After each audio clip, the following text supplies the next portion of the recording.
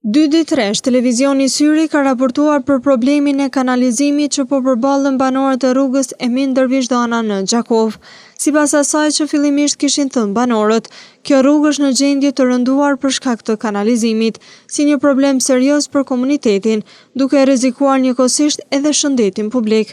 Banorët e kësaj rruge për televizionin syri kishin deklaruar që disa herë kanë paguar kompaninë rajonale të ujësjellësit Gjakova për rregullimin e kësaj problematike, e cila ishte sanuar vetëm përkohësisht. Dje Mediumi ynë dërgoi email në KRU Gjakova në lidhje me këtë çështje, por këta të fundit përgjigjen për opinionin publik zgjodhen ta bëjnë në rrjetin e tyre social në Facebook.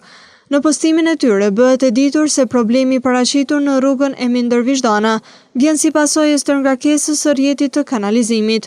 Në postim gjithashtu bëhet e ditur se gypi ekzistues në atë pjesë është i dedikuar për ujërat atmosferik, mirëpo në këtë rrjet janë lidhur edhe ujërat e zeza, gjë e cila sipas KRU Gjakova nuk është e lejuar sipas standardeve teknike. KRU Gjakova po ashtu ka njoftuar se instalimet e brendshme hidroteknike gjatë ndërtimit të objektit nuk janë realizuar në mënyrë të rregullt, prandaj ky problem nuk është përgjegjësi e kësaj kompanie.